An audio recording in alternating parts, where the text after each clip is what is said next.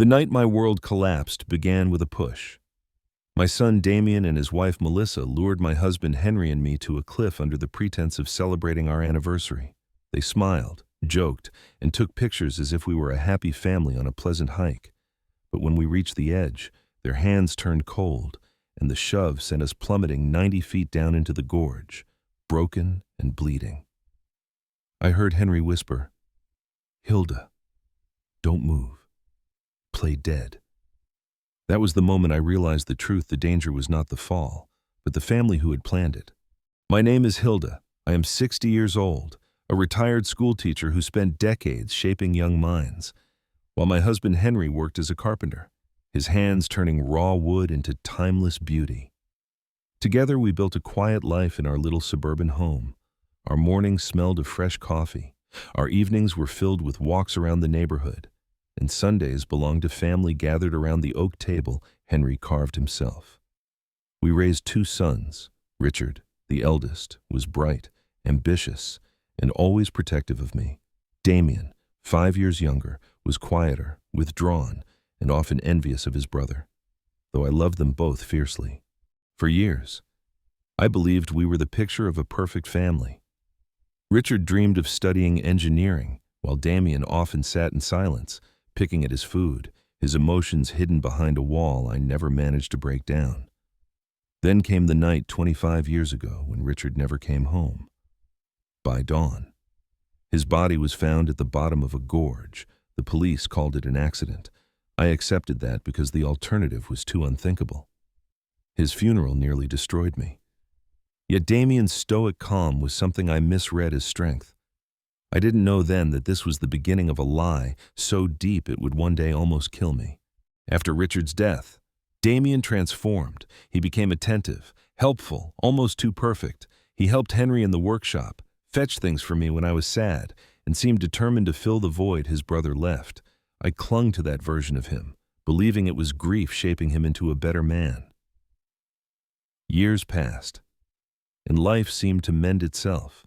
Damien married Melissa, a sweet young woman who called me mom and helped me in the kitchen. They gave us grandchildren, and for a while, happiness felt possible again. But the cracks began 6 months ago when Henry and I decided to update our will. After decades of saving, we had nearly $200,000, plus our home and land.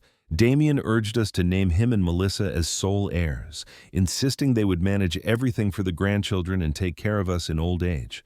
His logic was convincing, and Henry, ever trusting, agreed. Melissa hugged me after signing and whispered, "Now we're united forever." The chill those words gave me should have been a warning. From then on, their visits changed. They no longer came simply to share meals or laughter. They came with suggestions, pressures, and veiled commands. Sell the house, they said. Move somewhere smaller. Give Damien power of attorney over finances just in case. Melissa's smile was sweet, but her eyes scanned the house like an appraiser calculating profit. I resisted, clinging to the home that carried our memories. But Henry began to waver. Then one night, after yet another argument, Henry confessed a secret he had buried for decades. He told me that the night Richard died, he had seen Damien leave the house. He followed him to the gorge and witnessed a terrible confrontation. Richard had discovered Damien stealing money from our accounts. They argued, and Henry saw Damien push Richard. It wasn't an accident. Richard flailed, lost his balance, and fell. Damien, sobbing, had begged Henry to cover for him, swearing it was self-defense, swearing he would repay the money out of desperate love for his surviving son. Henry stayed silent. For 25 years, he carried the weight of that secret while Damien built his mask of perfection. As Henry spoke, the floor beneath me seemed to vanish. My world, my family, my memories, all of it had been a lie. And just days later, Damien and Melissa invited us on a mountain hike to celebrate our anniversary. In their voices, I heard not love but calculation. Henry and I both knew what it meant. They were inviting us to our deaths. We went because refusing would only bring a different kind of trap. And Henry had a plan. He would record everything. On that mountain trail, I saw Damien's cold smile and Melissa's radiant performance. The backpacks filled with ropes and gear weren't for safety but for staging. When we reached the cliff, Melissa lifted her camera, told us to smile, and Damien moved behind us. His hands lunged forward, pushing us into the abyss. We fell together, all four of us, screaming into the void. Pain exploded through me as I hit the rocks. My body shattered, but Henry's whisper reached me again. "Hilda, play dead." I obeyed. And as I lay still, I heard Damien and Melissa groan, argue, and confirm the truth in their own words. They believed we were dead. That lie became our only chance to survive. Melissa's voice drifted through the darkness, her tone sharp with pain, but laced with cold satisfaction. It worked. "Damien, they're gone! Finally!" My heart clenched, but I didn't move. Henry and I lay side by side among the jagged rocks, our breaths shallow, our bodies broken, our souls tethered only by the will to survive. Every fiber screamed at me to cry out, but Henry's whisper still anchored me, "Play dead." And so I did. From their groans and curses, I gathered they were alive but badly injured. Melissa whimpered about her leg. Damien cursed the plan, furious at the fall, but his words chilled me. "It doesn't matter. They're dead. That's all that matters." He was wrong. We were still here, silently listening, clinging to the thinnest thread of life. Then I heard something I will never forget. Melissa laughed a bitter, broken laugh and said, "At least now we don't have to pretend we love them anymore." It confirmed what my heart already knew, to them. Henry and I had never been family. We were only obstacles, our lives reduced to signatures and assets. For long minutes, they argued about how to escape, about what story they would tell. They rehearsed the lie with such conviction it might have fooled anyone else we were happy. Taking photos, when Henry tripped, pulling me with him. They tried to help, but they fell too. Poor survivors of a family tragedy, listening to their rehearsed voices. I felt my grief transform into something harder, rage. They believed we were gone. That was their mistake. When their voices finally faded as they crawled away, Henry whispered my name. He was alive, though his leg was broken. His ribs cracked, my arm throbbed, my head spun. But I too was breathing. We had no signal in that gorge, no way to call for help. But Henry reminded me of the recording he had made on his phone. Every word, every plan, every confession was captured. Even if we didn't survive, the truth would not die with us. But lying there in agony, waiting for whatever came next, I needed something more. I needed the truth Henry had hidden for 25 years about Richard's death. In the darkness, he confessed it all: the stolen money, the confrontation by the gorge, the push that wasn't an accident. He had seen Damien kill Richard and kept silent, believing his son's desperate pleas, convincing himself it was self-defense. He had protected a murderer. My world shattered again, not just from betrayal but from decades of silence. Yet even in my fury, I knew Henry's guilt had been eating him alive for a quarter of a century. Above us, the sound of helicopters broke the silence. Rescue had arrived. Damien's voice rang out, broken with false despair, begging them to save us, spinning his lies to strangers who didn't know the truth. Melissa played her role as the grieving daughter-in-law, sobbing, telling rescuers how fast it all happened. But Henry squeezed my hand and reminded me we still had the evidence. We just needed to hold on a little longer. When the rescuers reached us, I kept my eyes closed, forcing myself to remain still as they checked my pulse. "She's barely holding on," one of them said, his voice grim. "We need to get her to the hospital." Perfect. If Damien believed I was dying, he would lower his guard. Every lie he told, every whisper of his guilt, could become the noose that finally caught him. The stretcher jolted as rescuers lifted me, their voices a blur above the pounding in my ears. I forced myself to remain limp, eyes closed, breath shallow, even as every instinct begged me to sit up and scream the truth. Henry lay beside me on another stretcher, his face pale, lips moving in silent prayer. The helicopter blades roared, carrying us away from the gorge that had almost become our grave. In the hospital, chaos swallowed us. Lights blinded me, hands probed at my wounds, voices shouted medical terms I didn't understand. I kept still, pretending to be unconscious. Because Henry's plan depended on it. Damien and Melissa had survived too, and I knew they would try to finish the job if they realized we were alive. Then I heard Melissa's sobs echoing in the hallway, loud, dramatic, perfectly rehearsed. "They're gone." She wept. "We tried to save them, But it was too late. Damien's voice followed, hoarse with false grief. "Please, let us see them. They were our parents." The venom in his words was hidden under honey, but I recognized it. When they were finally allowed into my room, I braced myself. Damien's hand slid into mine, his whisper hot against my ear. "I hope you learned your lesson, Mom. Some truths should stay buried just like Richard." My body stiffened, but I didn't move. What he didn't know was that a nurse, a young woman named Inns, had overheard his whisper. Her eyes widened as she glanced at me, realizing the weight of what she'd just witnessed. When they left, Inns leaned close and whispered, "If you can hear me, move your finger." I moved it once. Then she asked if I was in danger. Move 3 times for yes. I moved 3 times. Her gasp told me she understood everything. Within the hour, Detective Johnson entered with 2 officers. Inns had told him everything. "You're safe now," he assured me softly. "If you can, open your eyes, slowly, painfully." I obeyed. For the first time since the fall, I felt the weight on my chest lift. I rasped the truth through cracked lips. "My son and his wife tried to kill us." Johnson nodded gravely. Henry's phone, still recording, became our lifeline. On it were Melissa's words, Damien's threats, the rehearsed story of our accident, more than enough to expose them. In the waiting room downstairs, Damien and Melissa were still performing as the grieving couple, telling anyone who would listen how their poor parents had died in a tragic accident. They had no idea that upstairs, their carefully crafted lie was unraveling. Officers positioned themselves discreetly, waiting for the warrant. When it came, their arrest was swift. "Damien Black, Melissa Black, you are under arrest for the murder of Richard Black and the attempted murder of Hilda and Henry Black." Their shock was genuine this time. Damien screamed, "That's impossible. They're dead. We saw them die." His words only sealed his fate. Melissa turned on him instantly, shrieking. It was all his idea. And he shouted back, "You planned it too. You chose the cliff." Their alliance crumbled in seconds, their confessions spilling into the hands of the law.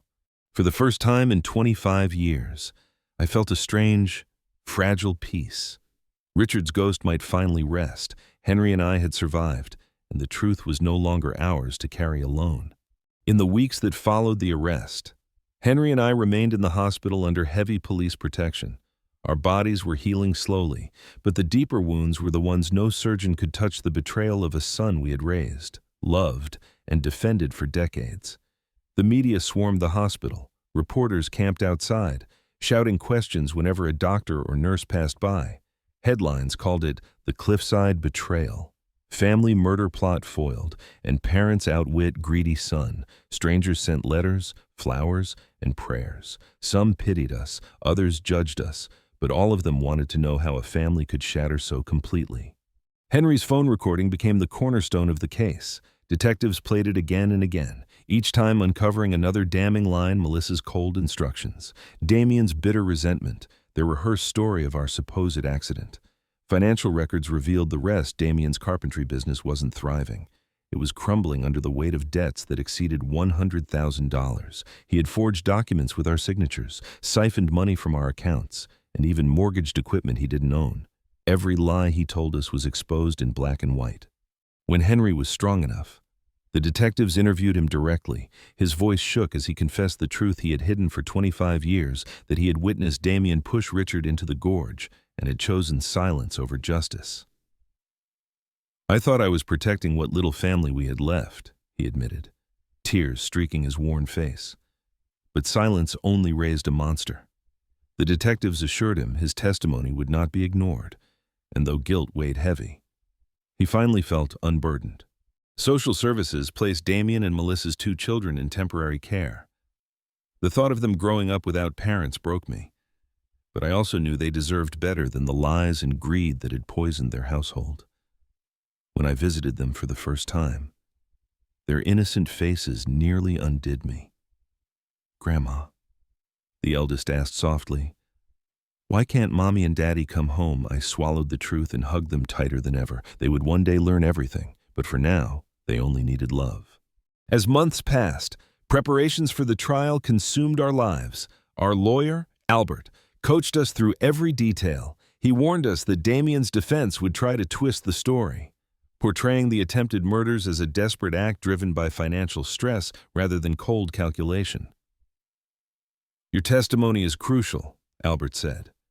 "The jury needs to hear not only what happened, but what it felt like, the manipulation, the pressure, the betrayal. They need to understand this was premeditated." The night before the trial began, I sat at our kitchen table, the same one where I had once baked birthday cakes and graded homework and wrote in my journal. I wrote to Richard, telling him that the truth was finally rising to the surface, that his brother's mask had slipped at last. I promised him justice, even if it broke me to deliver it. The courthouse smelled faintly of polish and paper when the trial began. Reporters crowded the steps outside, cameras flashing as if this were a movie premiere instead of a murder case. Henry and I walked in slowly, his crutches clicking on the marble floor, my arm in a sling. We looked like survivors, which we were. But we also looked like parents about to face the unimaginable, the sight of our own son sitting in chains. Damien looked nothing like the child I once rocked to sleep. He sat beside Melissa, both of them dressed neatly, their faces composed into masks of grief and innocence. If you didn't know the truth, you might have believed them, but I knew better. I saw the cold calculation in his eyes, the same flicker I had once seen at the gorge the night Richard died. The prosecution wasted no time. They played Henry's recording for the jury, Melissa's voice clear as glass. "We're the traumatized survivors of a family tragedy. Poor us. We lost our dear in-laws in a horrible accident." Then Damien's voice followed. "They're dead, both of them. Perfect." The jury shifted uncomfortably, some whispering, others glaring at the defendants. It was damning evidence. But the defense tried to fight back, painting the incident as a moment of panic, claiming financial desperation had clouded Damien's judgment. When my turn came to testify, I walked to the stand with my knees trembling, but my head held high. I told the jury everything: the subtle pressures to sell our home, the manipulation about the will, the way Damien and Melissa's visits turned from family time into financial interrogations. I described the mountain trail, the cliff, the way Melissa told us to smile before our fall. And then I looked directly at my son and said, "Damien, the night you pushed us, you pushed away the last shred of family we had left. You stopped being my son long before that. You stopped the night you killed your brother." The courtroom was silent. Even Melissa's mask cracked, her hands twisting nervously in her lap. Henry followed with his testimony, his voice breaking as he confessed the truth he had carried for 25 years. He admitted he had seen Damien push Richard, admitted his silence, admitted the guilt that had haunted him. The jury leaned forward, riveted by the image of a father protecting one son at the cost of another. "Silence doesn't heal," he said softly. "It only gives evil room to grow." For 3 long days, the jury deliberated. Henry and I barely slept, sitting together in the same kitchen where the lies had started, waiting for justice that had been delayed for decades. When the verdict was finally read, guilty of first-degree murder for Richard's death, guilty of attempted murder for ours, I felt tears burn my eyes. But they were not tears of sorrow. They were tears of release. Melissa was convicted as an accomplice, sentenced alongside Damien to life in prison without parole. The courtroom erupted with reporters, questions flying like arrows, but I only heard one sound, the faint echo of Richard's laughter in my memory. Like wind chimes on a summer night, at last, his voice could rest. Life after the trial was not the life Henry and I had once imagined, but it was life all the same. And for that, I was grateful. Our home, though scarred by memories of betrayal, became a place of rebuilding. The silence that had once felt heavy now became a kind of peace. Every morning I brewed coffee, and though the smell no longer carried the same innocence, it reminded me that I had survived. The hardest part was explaining things to Damien and Melissa's children. They were too young to grasp the full horror, but old enough to sense that something was deeply wrong. Social services allowed Henry and me to apply for custody, and after months of hearings, the children came to live with us.